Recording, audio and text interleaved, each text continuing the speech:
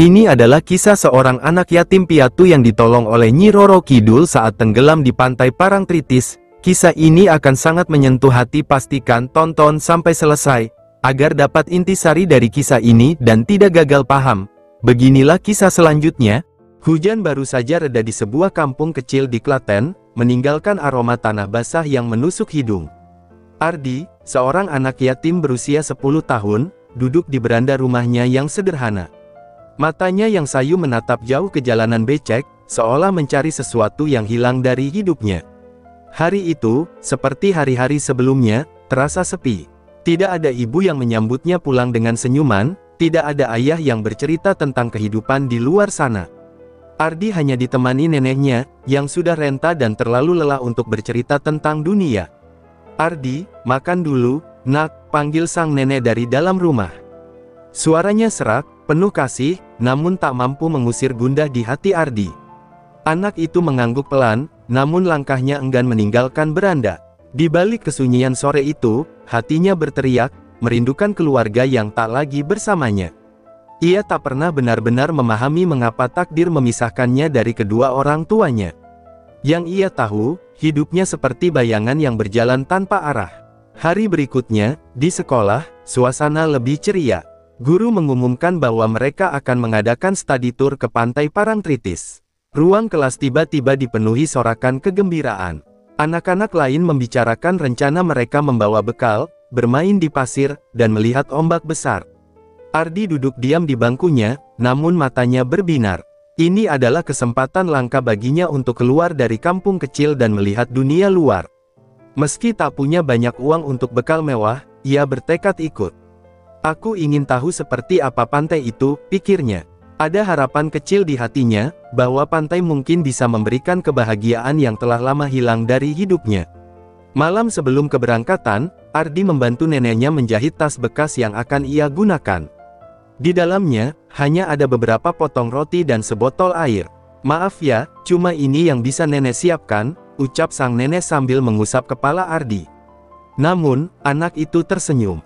"Tidak apa-apa, Nek, yang penting Ardi bisa ikut," jawabnya dengan nada ceria, meski hatinya tahu ia harus berusaha keras untuk tidak merasa iri pada teman-temannya nanti. Keesokan paginya, Ardi berangkat dengan penuh semangat. Bus sekolah yang membawa mereka menuju Parangtritis dipenuhi tawa dan nyanyian. Teman-temannya sibuk menunjukkan bekal mereka, nasi bungkus dengan ayam goreng, keripik, dan minuman manis. Ardi hanya memandang, sambil memeluk tasnya erat-erat. Hatinya berusaha menikmati perjalanan, meski ada perasaan kecil di sudut jiwanya yang ingin menangis. Ia terus meyakinkan dirinya bahwa pantai akan menjadi tempat yang cukup indah untuk menghapus segala kesedihan. Ketika bus tiba di Parangtritis, mata Ardi melebar. Angin laut menerpa wajahnya, membawa aroma asin yang asing namun menenangkan. Hamparan pasir putih dan suara deburan ombak seolah memanggilnya. Untuk pertama kalinya, ia merasa bebas. Bebas dari kesepian, bebas dari kekangan hidupnya yang penuh keterbatasan. Ia berlari bersama teman-temannya menuju bibir pantai, meninggalkan jejak-jejak kecil di pasir yang lembut. Namun, di balik tawa kecilnya, ada luka yang tak terlihat. Melihat keluarga lain yang berlibur bersama, hati Ardi kembali terasa kosong.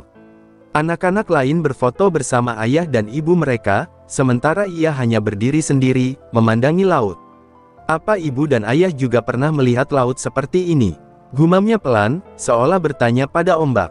Namun laut hanya menjawab dengan suara gemuruh, membawa pertanyaan itu ke tempat yang tak pernah bisa ia gapai. Meski begitu, Ardi tetap memutuskan untuk menikmati hari itu sepenuhnya. Ia berlari di tepi pantai, mencoba mengejar kepiting kecil yang lincah. Pasir hangat di bawah kakinya membuatnya merasa hidup kembali. Saat itulah, ia merasa ada harapan, bahwa mungkin ada sesuatu yang indah menunggunya di dunia ini. Ia tidak tahu bahwa perjalanan ini akan mengubah hidupnya selamanya, membawa dirinya ke dalam petualangan yang tidak pernah ia bayangkan sebelumnya. Pagi di Parangtritis dipenuhi hiruk-pikuk para wisatawan. Anak-anak dari SD Klaten berlarian menuju bibir pantai, diiringi tawa riang yang memecah deburan ombak. Ardi berdiri sejenak di tepian, membiarkan angin laut menyapu wajahnya. Ada rasa takjub dalam hatinya, melihat ombak besar yang berkejaran seolah saling berlomba. Ini indah sekali, gumamnya lirih. Ia tak pernah membayangkan ada tempat seajaib ini. Untuk pertama kalinya dalam hidupnya, ia merasa jauh dari kesepian yang biasa mengikatnya di rumah. "Ardi, ayo main pasir," teriak salah satu temannya dari kejauhan. Ardi tersenyum dan berlari menghampiri mereka. Bersama teman-temannya, ia membuat istana pasir yang sederhana. Meski tidak sebagus milik anak-anak lain, istana itu adalah kebanggaan kecil bagi mereka. "Ini istana Raja Laut," seru Ardi dengan tawa lepas. Namun, saat menatap ombak yang menggulung, ia tak bisa mengusir rasa penasaran. Ada sesuatu di balik laut itu yang memanggilnya, sebuah misteri yang seolah menunggu untuk diungkap. Saat teman-temannya sibuk dengan pasir, Ardi berjalan lebih dekat ke air. Ia ingin merasakan ombak kecil yang menyentuh kakinya. Setiap langkah yang ia ambil membuat air semakin dalam, namun rasa takut tak pernah menghampirinya. "Seandainya aku bisa berbicara dengan laut," pikirnya. Ia teringat cerita neneknya tentang Nyi Roro Kidul, sang ratu laut selatan yang melindungi lautan ini. "Apa benar dia ada?" tanyanya pada dirinya sendiri sambil menatap cakrawala. Namun, lamunannya buyar ketika sebuah ombak besar tiba-tiba menghantamnya. Ardi terguling, terlempar beberapa meter ke tengah laut. Teriakan teman-temannya terdengar dari kejauhan, tetapi ia tak mampu merespons. Ombak terus menariknya ke dalam. Tubuh kecilnya berjuang melawan arus yang semakin kuat, tetapi semakin ia melawan, semakin dalam ia tenggelam. Air asin memenuhi paru-parunya, membuatnya terbatuk dan hampir kehilangan kesadaran. Dalam hatinya, ia hanya bisa berdoa, "Ibu, ayah, tolong aku." Di atas pantai, para guru dan teman-temannya panik. Beberapa anak menangis histeris, sementara guru-guru berteriak meminta bantuan. Namun, Ardi sudah tak terlihat lagi. Laut menelannya begitu cepat, seolah ia telah menjadi bagian dari dunia yang berbeda. Orang-orang mulai berlari menyusuri pantai, mencari tanda-tanda keberadaan Ardi, tetapi ombak besar seakan merahasiakan segalanya. Di tengah keterpurukannya, Ardi merasa sesuatu yang aneh. Alih-alih semakin sulit bernapas, ia justru merasa tubuhnya ringan. Gelap di sekelilingnya berubah menjadi hijau kebiruan. Di kejauhan, ia melihat sebuah cahaya yang perlahan mendekat. Cahaya itu begitu lembut, menenangkan, seperti kehangatan yang pernah ia rasakan saat ibunya masih ada. Ketika cahaya itu semakin dekat, muncul siluet seorang wanita berbalut kebaya hijau dengan selendang yang melayang indah di dalam air. "Ardi," suara lembut itu memanggil namanya, membuat hatinya bergetar. Wanita itu tersenyum, penuh kehangatan dan kasih sayang. "Jangan takut, nak, kau aman bersamaku," ucapnya. Dalam sekejap, rasa takut Ardi hilang. Wanita itu membelainya, seperti seorang ibu yang melindungi anaknya. Siapa kau?" tanya Ardi dengan suara gemetar. Wanita itu tidak menjawab, tetapi membawa Ardi dalam pelukannya. Ia membawanya menjauh dari gelap dan arus yang mencekam. Ketika Ardi membuka matanya, ia tidak lagi berada di tengah laut. Ia kini berada di sebuah tempat yang luar biasa. Istana megah berwarna hijau berdiri di hadapannya, dihiasi mutiara dan terumbu karang yang bercahaya. Air di sekitarnya terasa hangat, meski ia tahu ia masih berada di bawah laut. Wanita itu berdiri di sampingnya, matanya bersinar penuh kelembutan. "Kau sekarang berada di tempat yang aman, Ardi," ucapnya. "Selamat datang di istanaku." Bab ini berakhir dengan rasa takjub dan kebingungan di hati Ardi. Ia tahu hidupnya tak akan pernah sama lagi. Petualangannya baru saja dimulai, bersama Sang Ratu Laut Selatan. Ardi berdiri terpaku di depan istana megah yang tak pernah ia bayangkan dalam hidupnya. Cahaya dari mutiara yang tertanam di dindingnya memantulkan kilauan lembut di air, menciptakan suasana magis yang membuatnya merasa kecil dan tak berarti. Wanita berbalut kebaya hijau berdiri di sisinya, senyumnya penuh kehangatan. "Kau tidak perlu takut, Ardi," ucapnya lembut. "Aku adalah Nyi Roro Kidul, penjaga lautan ini." Nama itu membuat tubuh Ardi gemetar. Ia teringat cerita-cerita neneknya tentang Sang Ratu Laut Selatan, sosok penuh misteri yang sering dianggap hanya mitos. Kenapa ibu menyelamatkan saya?" tanya Ardi dengan suara yang hampir tak terdengar. Matanya menatap ke bawah, takut bertemu dengan tatapan wanita anggun itu. Nyi Roro Kidul tersenyum, menundukkan tubuhnya agar sejajar dengan Ardi. "Laut tidak pernah membiarkan jiwa-jiwa murni seperti milikmu tenggelam tanpa alasan. Kau memiliki hati yang kuat, meskipun hidupmu penuh dengan kehilangan, jawabnya. Kata-kata itu menusuk hati Ardi, mengingatkan kembali pada kesepiannya, namun kali ini ia merasa ada seseorang yang benar-benar memahami perasaannya. Sang ratu menggandeng tangan Ardi, membawanya masuk ke dalam istana. Di dalam, keajaiban lain menanti. Aula besar dihiasi lampu-lampu kristal yang berpendar lembut, sementara ikan-ikan berwarna-warni berenang bebas di sekitarnya. Ardi memandang semuanya dengan mata penuh kekaguman. Ini semua seperti mimpi, gumamnya. Nyai Roro Kidul tertawa kecil. Ini bukan mimpi, Ardi. Ini adalah rumahku, dan mulai sekarang, ini juga bisa menjadi rumahmu jika kau menginginkannya. Ucapan itu membuat Ardi bingung. Rumahku, tanyanya ragu. Sang ratu mengangguk. Aku tahu hidupmu di daratan penuh dengan kesepian. Aku bisa merasakannya dari jiwamu. Kau tidak perlu merasa sendirian lagi di sini. Kau bisa tinggal bersamaku. Tawaran itu terdengar seperti jawaban atas doa-doa yang selama ini ia panjatkan. Namun, di balik rasa bahagianya, ada keraguan yang menyelinap di hatinya. Apakah ia benar-benar pantas mendapatkan kebahagiaan ini? Nyai Roro Kidul mengantar Ardi ke sebuah ruangan kecil di dalam istana. Di sana, sebuah tempat tidur dengan selimut berbahan halus telah disiapkan. Istirahatlah, nak. Laut telah mengambil banyak energimu, dan kau butuh waktu untuk pulih, katanya sambil membelai kepala Ardi. Sentuhan itu terasa seperti sentuhan seorang ibu yang sudah lama dirindukan Ardi. Air mata yang selama ini ia tahan akhirnya mengalir, jatuh ke pipinya tanpa ia sadari. Terima kasih, bisiknya lirih, sebelum tubuh kecilnya menyerah pada kelelahan dan tertidur. Dalam tidurnya, Ardi bermimpi. Ia melihat dirinya bermain di pantai bersama seorang wanita yang ia yakini sebagai ibunya. Tawa mereka menggema, membawa kehangatan yang selama ini hilang dari hidupnya. Namun, ketika ia mencoba meraih tangan ibunya, ombak besar datang dan memisahkan mereka. Ardi terbangun dengan napas terengah-engah, jantungnya berdegup kencang. Ia memandang sekeliling, memastikan dirinya masih berada di istana bawah laut.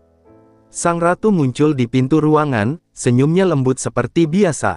Mimpi buruk, nak? Tanyanya. Ardi mengangguk pelan. Aku bermimpi tentang ibu, dan ombak yang memisahkan kami, jawabnya dengan suara parau.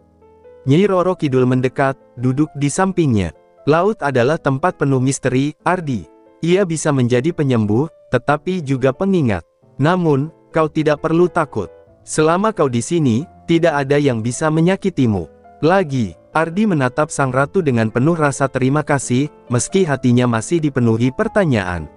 Apakah ini benar-benar tempatnya? Apakah ia harus meninggalkan dunia yang selama ini ia kenal? Meski tak ada jawaban yang pasti, ia tahu satu hal, untuk pertama kalinya, ia merasa diterima, merasa memiliki keluarga.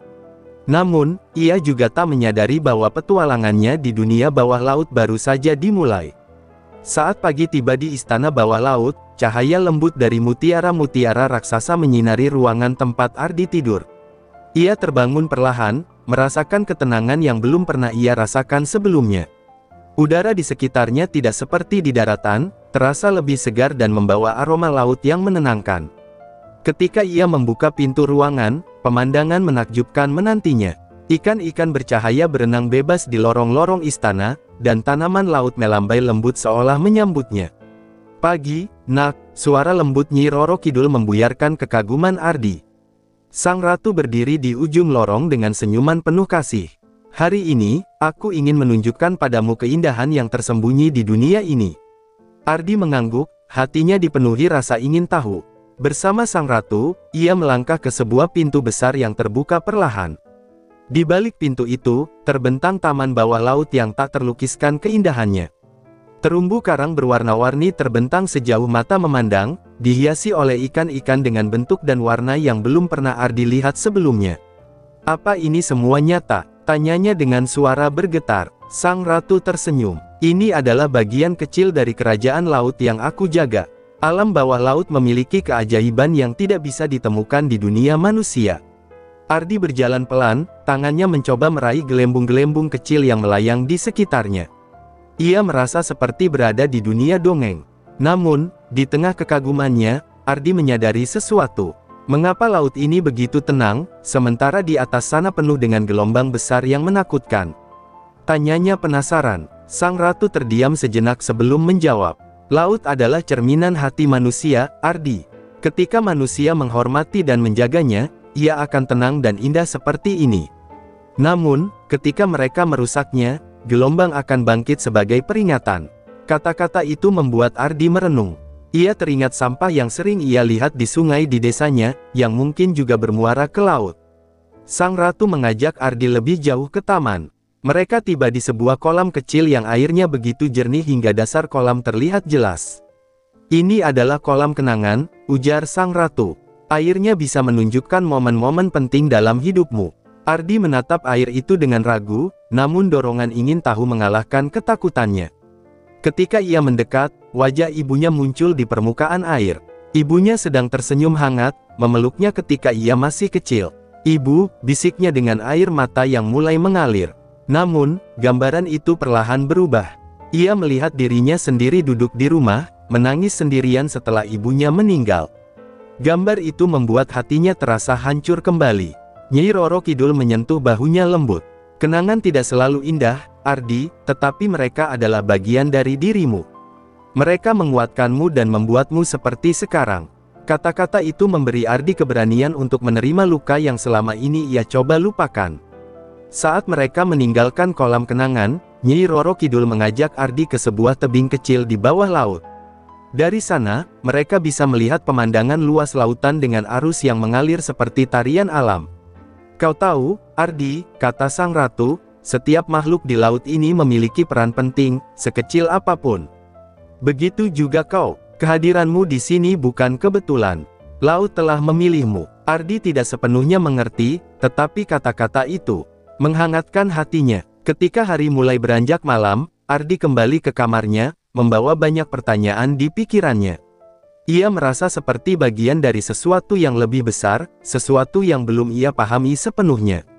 Namun, untuk pertama kalinya dalam hidupnya, ia merasa memiliki tujuan. Laut telah memberikan hidupnya arti baru, dan ia tahu bahwa petualangannya masih jauh dari selesai. Malam di istana bawah laut terasa berbeda. Cahaya lembut dari terumbu karang bercahaya menerangi ruangan, menciptakan suasana tenang yang menenangkan hati. Namun, Ardi tidak bisa tidur. Ia duduk di tepi jendela kamarnya, memandang hamparan laut yang tenang di kejauhan. Perasaan bingung dan penasaran menghantui pikirannya. Mengapa laut memilihnya? Apa arti semua ini? Ketika ia mencoba memikirkan jawabannya, pintu kamarnya terbuka perlahan. "Ardi, bisakah kita berbicara?" Suara lembut Nyi Roro Kidul memecah keheningan. Sang ratu masuk ke kamar dengan anggun, membawa aura ketenangan yang selalu membuat Ardi merasa aman. Ia duduk di samping Ardi dan menatapnya dengan mata penuh kasih. "Aku tahu kau punya banyak pertanyaan, Nak. Aku di sini untuk menjelaskan semuanya." Ardi mengangguk perlahan, menunggu jawaban yang telah lama ia nantikan. Sang ratu mulai berbicara, suaranya tenang namun penuh makna. "Ardi, kau bukan anak biasa. Sejak kecil, jiwamu selalu terhubung dengan laut. Kehilangan yang kau alami, kesepian yang kau rasakan, semuanya membawamu ke sini. Laut tidak pernah memanggil seseorang tanpa alasan. Kau dipilih untuk menjalankan tugas yang penting." Ardi menatap sang ratu dengan mata membelalak. "Tugas? Tugas apa?" tanyanya dengan nada bingung. "Laut ini sedang sekarat, Ardi," jawab sang ratu dengan nada sedih. "Manusia telah merusaknya dengan limbah, sampah, dan keserakahan mereka. Jika tidak ada yang bertindak, keindahan ini akan lenyap, dan jutaan makhluk yang hidup di dalamnya akan mati. Aku tidak bisa melakukannya sendirian. Aku membutuhkan bantuanmu." Kata-kata itu menghantam Ardi seperti gelombang besar. Ia merasa kecil dan tak berarti. "Tapi, aku hanya anak kecil. Bagaimana aku bisa membantu?" tanyanya dengan suara gemetar. Sang ratu tersenyum dan memegang tangan Ardi dengan lembut. "Kau memiliki hati yang murni, Ardi. Kau bisa menginspirasi manusia lain untuk berubah. Aku akan memberimu kekuatan untuk berbicara dengan laut, memahami pesannya, dan menyampaikan apa yang perlu dilakukan kepada dunia di atas sana." Ardi terdiam, merasa tugas itu terlalu besar untuknya. Namun, di dalam hatinya, ada rasa tanggung jawab yang mulai tumbuh. Jika laut telah menyelamatkannya, bukankah sudah seharusnya ia membalasnya? Sang ratu berdiri dan mengulurkan tangannya. "Ikutlah denganku, ada sesuatu yang ingin aku tunjukkan." Dengan langkah ragu, Ardi mengikuti sang ratu ke ruang aula besar. Di sana, sebuah bola kristal bercahaya berdiri di tengah-tengah, dikelilingi oleh ikan-ikan kecil yang berenang mengitarinya. Ini adalah mata laut, jelas sang ratu. Melalui ini, kau bisa melihat penderitaan yang dialami laut dan makhluk di dalamnya. Ardi mendekat, dan saat ia menatap bola kristal itu, gambaran menyakitkan mulai muncul. Ia melihat lautan yang penuh sampah, ikan-ikan yang terjebak dalam jaring plastik, dan terumbu karang yang mati. Tangannya gemetar, air mata mulai mengalir di pipinya. Ini mengerikan, bisiknya. Sang ratu mengangguk, matanya dipenuhi kesedihan. Inilah kenyataan yang harus diubah, Ardi. Dan kau adalah harapan kami. Ardi merasa dadanya sesak, tetapi ia juga merasakan keberanian yang perlahan tumbuh. Ia menatap sang ratu dengan mata penuh tekad. Aku akan membantu, Bu. Aku tidak tahu bagaimana, tetapi aku akan mencoba. Sang ratu tersenyum, kebanggaan terpancar dari wajahnya. Kau tidak sendiri, Ardi. Aku dan seluruh lautan akan selalu ada di sisimu. Malam itu, Ardi tahu bahwa hidupnya tidak akan pernah sama lagi. Ia kini adalah pembawa pesan laut, penjaga harapan bagi dunia yang hampir kehilangan keindahannya. Pagi di istana bawah laut tidak seperti pagi biasanya.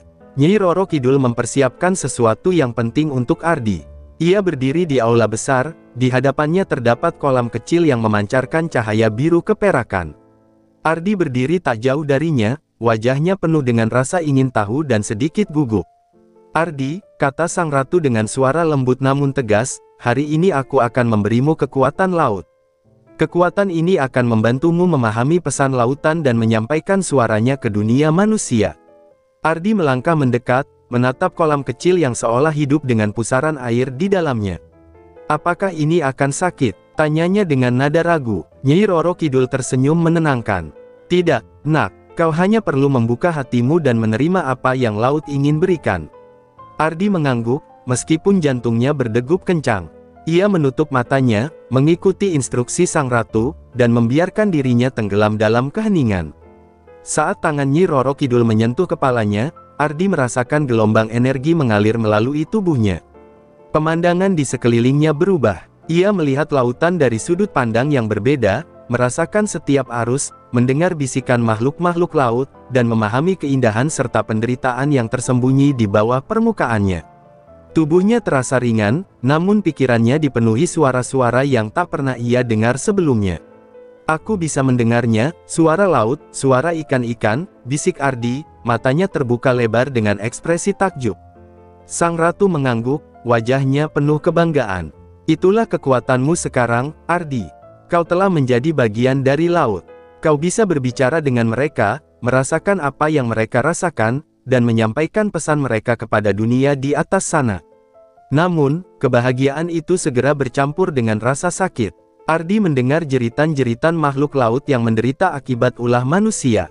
Ia melihat penyu yang terjebak dalam jaring plastik, paus yang kelaparan karena lautan penuh sampah, dan terumbu karang yang hancur akibat pencemaran. Air matanya mengalir tanpa henti. Ini terlalu berat, katanya dengan suara gemetar. Bagaimana aku bisa menyelamatkan mereka semua?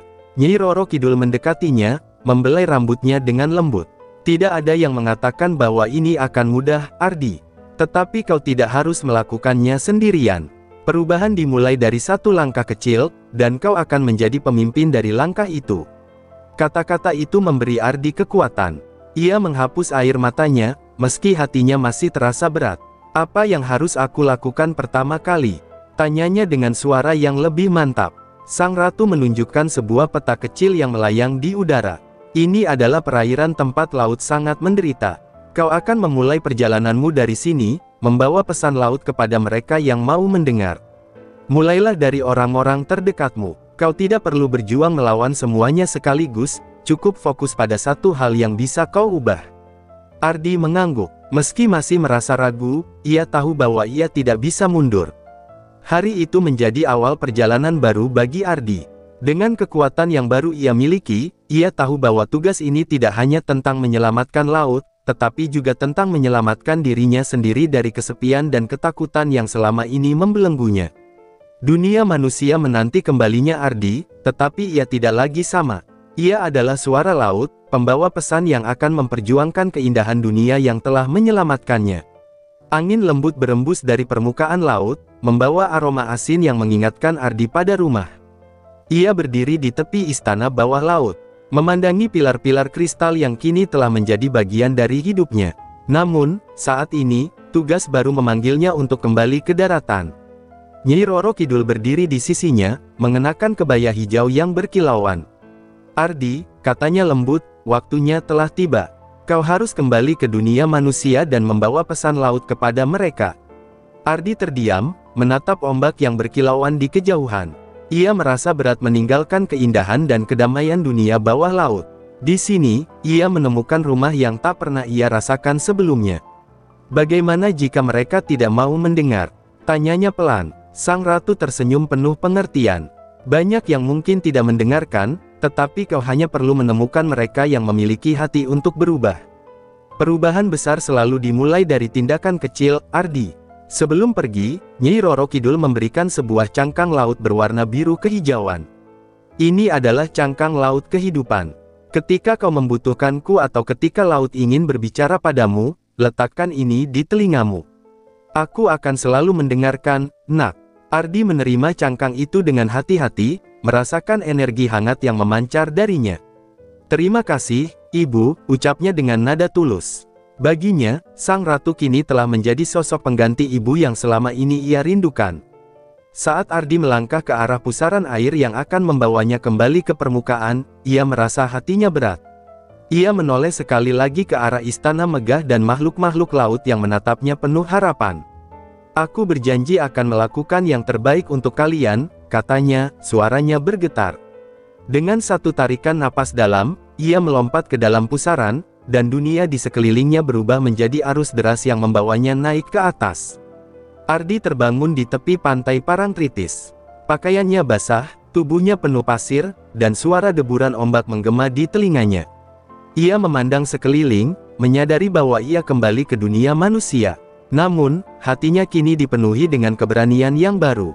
Ia merasakan cangkang laut yang diberikan Nyi Roro Kidul di sakunya, mengingatkan bahwa ia tidak sendirian dalam perjuangannya. Di kejauhan, ia melihat teman-temannya dari sekolah yang masih panik mencari-carinya. Beberapa guru tampak cemas, dan ambulans sudah dipanggil. Ardi bangkit dengan langkah pelan, mencoba mendekati mereka. Ketika salah satu temannya melihatnya, jeritan penuh kelegaan terdengar. "Ardi, dia di sini!" Teriakan itu menarik perhatian semua orang. Guru-guru segera berlari ke arahnya, memeluknya erat dengan air mata yang berlinang. "Apa yang terjadi, nak? Kami pikir kau sudah hilang," ujar salah satu gurunya dengan suara bergetar. Ardi hanya tersenyum samar. Aku tersesat di laut, tetapi aku diselamatkan," katanya, memilih untuk tidak menceritakan semuanya. Namun, dalam hatinya, ia tahu apa yang harus dilakukan. Ia akan memulai misinya dari sini, dari orang-orang yang ada di sekitarnya. Malam itu, saat ia kembali ke penginapan bersama teman-temannya, Ardi duduk di tepi jendela, memandang laut yang membentang gelap namun penuh janji. "Aku akan menjaga janji ini," bisiknya, menggenggam cangkang laut dengan erat. Petualangannya di dunia manusia baru saja dimulai, tetapi ia yakin bahwa dengan hati yang kuat dan bantuan dari laut, ia bisa membawa perubahan. Pagi itu, Ardi kembali ke rumahnya di Klaten dengan tubuh yang masih lelah, tetapi hatinya dipenuhi semangat baru. Desa tempat ia tinggal tampak seperti biasa, sungai kecil yang mengalir di tepi jalan, anak-anak bermain di sawah, dan aktivitas warga yang sibuk dengan pekerjaan masing-masing. Namun, kali ini, pandangan Ardi terhadap semuanya berbeda. Ia melihat sungai kecil itu dipenuhi plastik, dan asap dari pembakaran sampah di kejauhan membuat dadanya sesak. Ia merasakan keluhan laut yang masih menggema di telinganya. Ketika malam tiba, Ardi duduk di kamar kecilnya. Ia mengeluarkan cangkang laut pemberian Nyi Roro Kidul dan meletakkannya di telinganya seperti yang diajarkan. Suara lembut seperti angin yang berbisik terdengar. "Ardi, waktunya menyampaikan pesan pertama," suara sang ratu terdengar, mengisi ruang hatinya dengan rasa hangat.